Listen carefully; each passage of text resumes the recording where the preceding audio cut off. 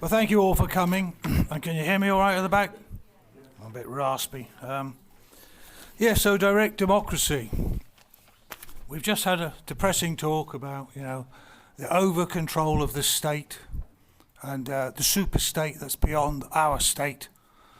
And it's really broken down, you might say, the deep state, obviously, the military-industrial type complex, and then you've got the administrative state, which is this civil service type state. And they're a problem. But there's a way out of the hole, and I've been looking at this for many years. In fact, it was 1979 when Thatcher got elected, and I went to vote, and I was thinking, why are we voting for parties, What's this about parties when, if you know anything about your history from the Romans and the Greeks and all the rest of it, it's all about democracy, and the people had direct say on policies. Now, it might be a bit cumbersome, so someone else has done something differently. The Swiss went out and they developed a better system in 1848, and they incorporated the right to call referendums. So you could call referendums on important issues, constitutional issues. That's how they started. But they went beyond that, and they now have what are called initiatives, which allow them to call for votes of the people on important issues that they think need addressed. Now, do you think you'd like a right like that? If you think you'd like to be able to call the government to account, would you stick your hand up? There we go, you see. Now, not only that, they can call a referendum on any law coming out of their parliament, and also at local council level. So, if you've got enough people to back you with trying to stop this, it's 1% of the voters can stop a law. They can get a referendum to stop the law. But you need 1% of people signing up, so many months, and then you can do that. Would you like to be able to stop some of the laws that we've had imposed on us? Stick your hand up, please. See, we've got direct democracy at work here. That's more than 1%, isn't it? You see, and then when you get the 1%, you then have the referendum, and it's just a first past the post referendum. And they get these 4 times a year. They get a bunch of papers come through, and they've got to read through, and it tells them what's coming up for the referendum then. 4 times a year. They've got the right to do this. So they're in control, which is why they've got the best education system on the planet. So this has been developed, And of course, this is exactly what the state does not want. This is exactly what's wrong with our state. As you've seen Andrew, how he's been dealt with by the state. Brave man stands up. One of the best guys who went on the commando course in his day, long ago, to serve our country, and he ends up being taken apart by the state because these people are almost completely corrupt. I myself am ex-military as well. I was in for 16 years in intelligence and some of those other jobs you'll know about because I kept volunteering as well. Because I believe in this country. Well, I did, But I realised, like I said, in 79, there's something amiss. There's something wrong in the state of Denmark, We knew there's something wrong. Well, the Swiss had shown us the way, and I didn't know about that. But you see, they're very local. How they operate is locally. This is what they're interested in, is having control at local level. All the powers are devolved down as much as possible to the lowest level. You'll get your little communities that would probably think of them as a parish. Then they've got obviously what they call their cantons, which are their counties in our equivalent.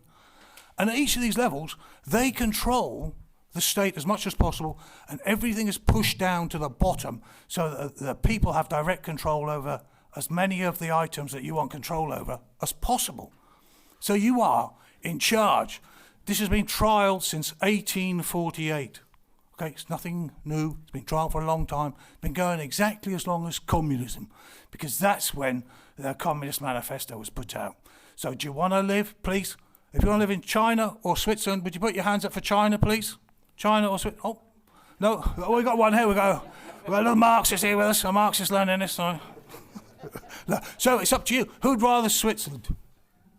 Thank you very much. There you go. If you like your skiing, you're away. And chocolate, you're all right. Yeah. Right, so the system is very straightforward. Have you been handing out the things then? They're all out. Have you all got those little leaflets? Okay, you see, Well, how long ago was it we had the first talk? The first Great Resist? How long ago was that now? 2 years ago, you know, it was hardly an idea that was heard about. You've now got people standing, okay, for election using direct democracy. Never happened before. There's a very good leaflet here produced by the lady down in Brighton, and in there she sets out how you can run it locally. It's excellent. She's done a great job. So it's not just a little leaflet. You could use that as a ready reckoner whenever you want to put yourself forward to stand, because you then control things. And in fact, I've got a historic announcement to make as well today. Historic. You remember who you got that leaflet off, all right? Allan here. Because Allan is the first person in this country to be elected on direct democracy. That was what his programme was, as a town councillor in this country. So Allan has done that. So I'd just like to finish with what we're saying with Dave there, though. Dave Ellis. Right, as an intelligence guy, yes, the way out of this mess is us taking control. This is the whole point of localism. You know, it devolves right the way down, but local also means national, doesn't it, in terms of when you're looking at these supranational operations. So when you're talking about these issues that you've got with giving the armaments away or whatever else, well, the Swiss got their own armaments industry, but mainly they've got lots of other good industries that they've developed because they're in control. You know, they have the best education system on the planet. The best vocational system is included in that. So the people, about 35% go to college, and a lot more go to superb, schools, trade schools, whatever they are, and that's how they've got such high quality systems, such high quality industries, and they're just famous, you know, for all precision engineering, etc. Okay, the Swiss were a bunch of peasants in 1848 when they started this, all right? No great secondary school systems, but they voted for this and they've developed that system, not our corrupt politicians. The class of politicians who run this country are completely corrupted, completely neutered, and completely controlled. And I'm telling you that. I'm intelligence corps, I'm happy, well, was, 16 years of it. I know what I'm talking about when it comes to these issues. I've been addressing them. I've even written a book on it called One Vote Away, and you can listen to it for free. I don't need your money, don't worry. You can listen to it for free on the website for Direct Democracy, ddrightnow.com. And on there, you can listen, and you get my dulcet tones in chapter 1 and the last chapter, but the rest of it is all AI generated. So you have to make the best of that. Right. But as I say, localism is the way to go. Okay, but you've got to understand it's got to be national. And as Dave said, he's right about getting the MPs. So we've got our first councillor purely. We've got the Farmers Food and Freedom Party backing referendums as well. You have to take control through referendums on important issues. And all you've got to demand is that, say, if enough people, say 2% of the voters in your council ward or in the nation decide to put forward an idea, and if they can get signatures from that 2% of the voters, then you should be going forward with a referendum. First past the post, keep it simple, stupid. Don't get too fancy, because we can say it's been trialled since 1848. This is the point.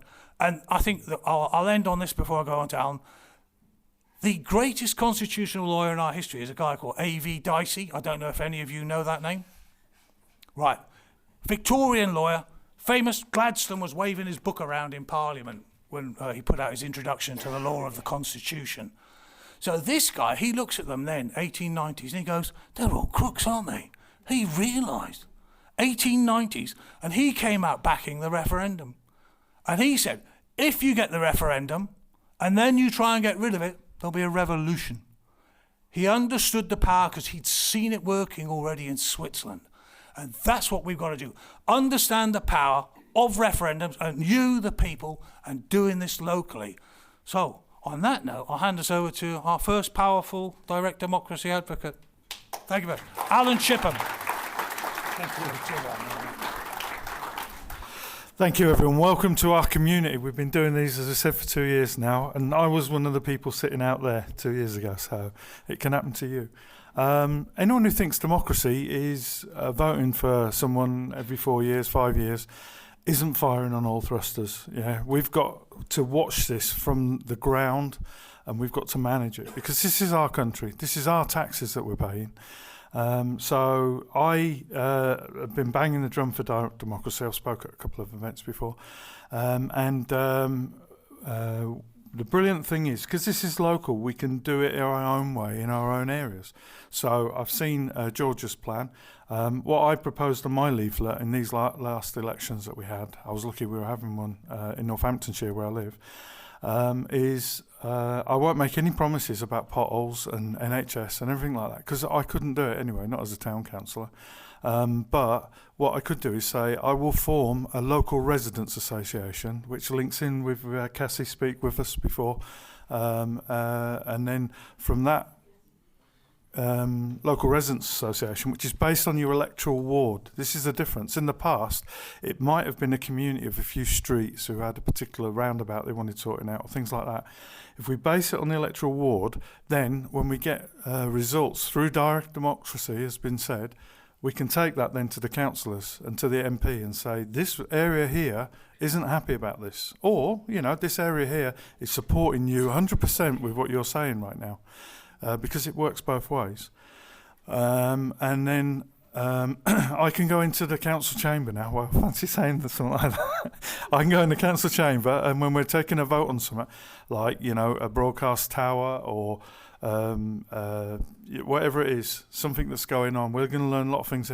These cameras, all these kind of things. We can go in there and we can say, I've tested the area on this survey, and 80% of the people said no, so I'm voting no. Yeah, it doesn't matter what I think.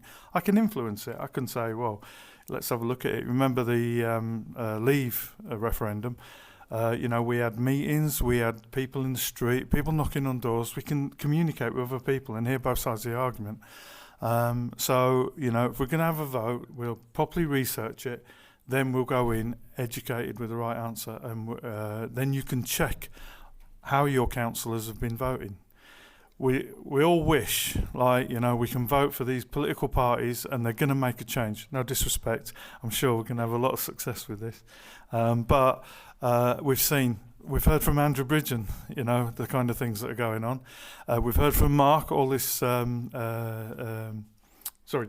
all the deviousness that's going on in the Parliament once they're elected.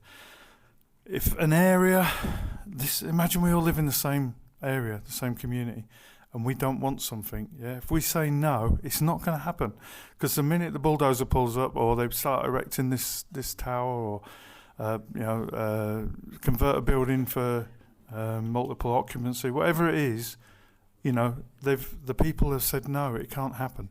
So let's start resisting, as Neil said, on a local level, and then pretty soon they're going to say, well, you can't do it here, you can't do it in the next town, you can't do it in this county, yeah, and that's how we're going to make a difference. So, yeah, I got 1,040 votes in the election, which was really good for the area. And the turnout was so bad. What we need is to get people out and vote, you know, support us. So please, elections are coming next year. Wales will be a brilliant one. If we could get some direct democracy in there, that would be absolutely excellent.